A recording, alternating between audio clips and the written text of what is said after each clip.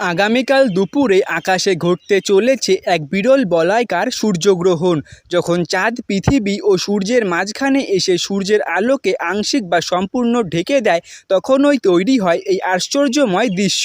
সুপ্রিয় দর্শক, আবারও আকাশে দেখা দিতে চলেছে একটি গুরুত্বপূর্ণ সূর্যগ্রহণ।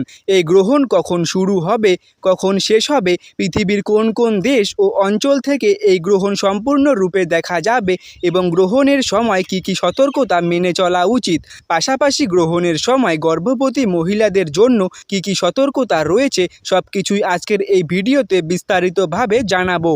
তাই অবশ্যই ভিডিওটি শেষ পর্যন্ত মনোযোগ সহকারে দেখবেন, কারণ এই গ্রহণ সম্পর্কে এমন অনেক কিছু গুরুত্বপূর্ণ তথ্য রয়েছে যা অনেকেই জানেন না। গ্রহণ সংক্রান্ত সব রকম গুরুত্বপূর্ণ খবরের আপডেটগুলি সবার আগে পেতে আমাদের চ্যানেলটি সাবস্ক্রাইব করে পাশে থাকবেন। শাস্ত্রমতে সূর্যগ্রহণ একটি ধর্মীয় ঘটনা। প্রতি বছর সাধারণত দুবার সূর্যগ্রহণ হয়ে থাকে, যা সারা বিশ্বের মানুষের কাছে বিশেষ আগ্রহের বিষয়।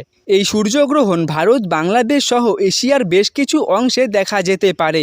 এছাড়াও ইউরোপ, আফ্রিকা এবং বিশ্বের আরও কিছু অঞ্চলের আকাশ থেকেও এই জ্যোতিষবিজ্ঞানিক ঘটনাটি পর্যবেক্ষণ করা সম্ভব হবে। ধর্মীয় বিশ্বাস অনুযায়ী সূর্যগ্রহণকে অনেকেই বিশেষ তাৎপর্যপূর্ণ বলে মনে করে থাকেন। হিন্দু পুরাণে রাহুর কেতুর গ্রাসের কাহিনীর সঙ্গে সূর্যগ্রহণের উল্লেখ রয়েছে। এই কারণেই অনেকেই এই সময় কিছু ধর্মীয় নিয়ম বা আচার পালন করে থাকে। ভারতীয় সময় অনুযায়ী এই সূর্যগ্রহণ শুরু হবে দুপুর 2টা থেকে 18 মিনিটে এবং বাংলাদেশেও এই গ্রহণ দেখা যেতে পারে 2:30 আশেপাশে। গ্রহণের সর্বোচ্চ অবস্থান দেখা যাবে বিকেলের দিকে। এরপর বিকেল 5:47 নাগাদ ধীরে ধীরে এই সূর্যগ্রহণ শেষ হতে থাকবে।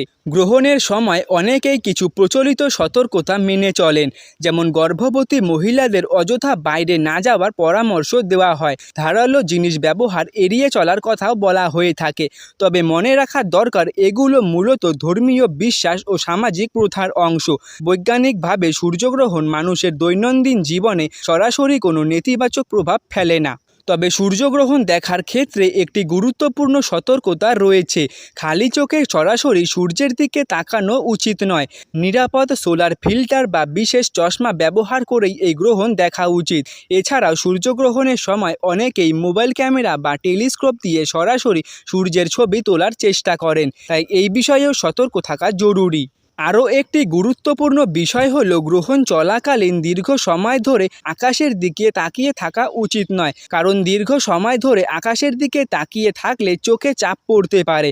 তাই মাঝে মাঝে চোখকে বিশ্রাম দেওয়া ভালো। বিশেষ করে ছোট শিশুদের ক্ষেত্রে অভিভাবকদের নজরদারি খুবই গুরুত্বপূর্ণ, কারণ শিশুরা কৌতূহলবশত সরাসরি সূর্যের দিকে তাকিয়ে ফেলতে পারে, যা তাদের চোখের জন্য ক্ষতিকর হতে পারে। আজকের আপডেট এখানেই শেষ করছি। ভিডিওটি ভালো লাগলে লাইক, শেয়ার, কমেন্ট করে সাবস্ক্রাইব করে রাখবেন। ধন্যবাদ।